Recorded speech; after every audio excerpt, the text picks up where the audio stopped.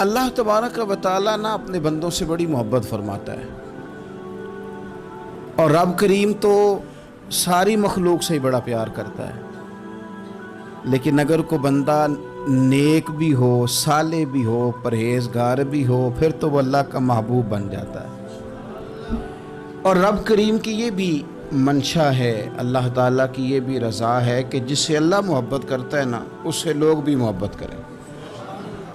قرآن مجید میں اللہ کریم نے فرمایا ان الذین آمنوا وعملوا الصالحات سیجعل لهم الرحمن ودا،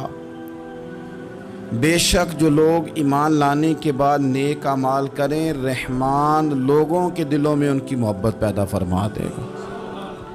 صحیح بخاری اور صحیح مسلم میں حدیث ہے، نبی پاک علیہ السلام فرماتے ہیں جب اللہ تعالیٰ کسی بندے سے محبت کرتا ہے تو حضرت جبریل امین علیہ السلام کو بلاتا ہے، اور بلا کر کے فرماتے ہیں جبریل میں فلاں آدمی سے محبت کرتا ہوں، آسمان دنیا پہ اعلان کر دو کہ سارے لوگ اس سے محبت کریں۔ اور پھر فرماتے ہیں کہ اے جبریل امین علیہ السلام، آپ دنیا میں لوگوں کے دلوں میں یہ بات ڈال دیں کہ اللہ فلاں آدمی سے پیار کرتا ہے، لہذا سارے اس سے محبت کرو۔ صالحین کا پیار دین کا بہت بڑا حسن ہے۔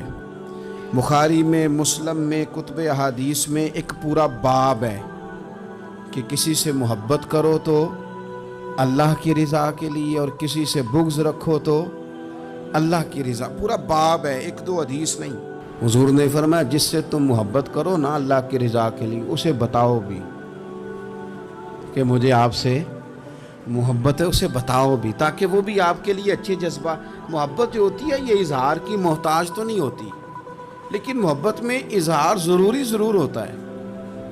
محتاج تو نہیں،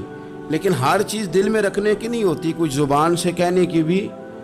ہوتی ہے، کچھ کہنے کی چیزیں بھی ہوتی ہیں، اور وہ کہہ بھی دینی چاہیے، لیکن اتنی ہی کہنی چاہیے جتنی ضرورت ہو، 2 4 5 قدم آگے بڑھ کے نہیں،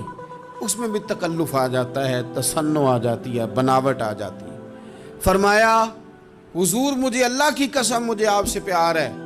تو حضرت معاذ بن جبل مسکرائے اور مسکرا کے فرمانے لگے کیا کہا تم نے؟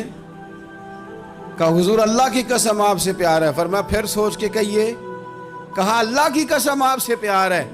فرماتے انہوں نے نا میرا کپڑا پکڑ کے مجھے کھینچا اور قریب کر کے کہنے لگے سن، پھر میں نے نبی پاک سے سنا ہے جو دو بندے رب کی رضا کے لیے آپس میں محبت کریں، اللہ کی محبت ان کے لیے واجب ہو جاتی ہے، پھر اللہ ان سے پیار کرتا ہے اگر وہ اللہ کی رضا کے لیے محبت کریں۔ ہماری محبتوں میں نا دنیاوی اغراض بڑھیں، اوئے ہوئے، ہر دعوت صرف اسی لیے ہوتی ہے کہ وہ بندہ بلاؤ جو میرے کام آئے گا، ہر تحفہ اس لیے آگے کی طرف روانہ کیا جاتا ہے کہ اس شخص کو بلاؤ جو کل میرے کام آئے گا۔ عزیز بھائی،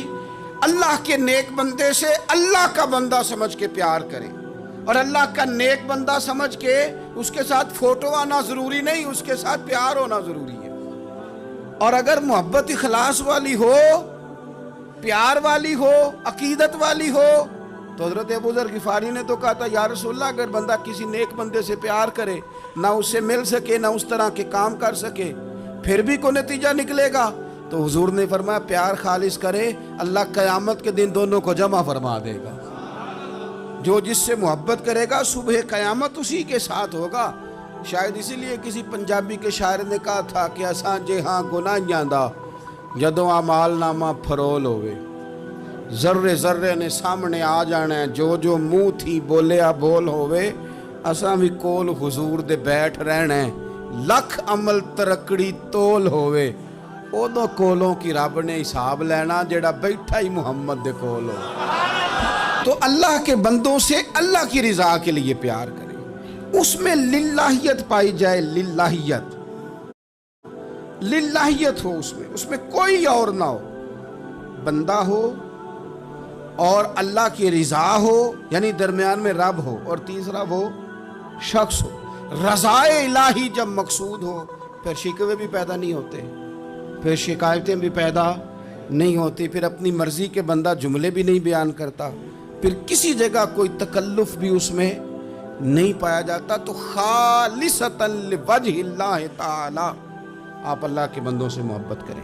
اور خاص ان کے لیے جذبات پیدا کریں. آپ کی طبیعت میں خاص جذبہ ہو, خاص شوق ہو, کسی پراپوگیٹ کرنے والے کے کسی پراپوگنڈے کا شکار نہ ہو. آپ کی طبیعت ہو, طبی میلان ہو, ذوق ہو. حضرت حرم بن حیان تابعی ہیں, فرماتے ہیں جب میں نے یہ حدیث سنی نا کہ نبی پاک علیہ السلام نے فرمایا ہے کہ حضرت اویس کرنی ان کی دعا کی برکت سے اللہ میری امت کے لوگوں کی بخشش کرے گا,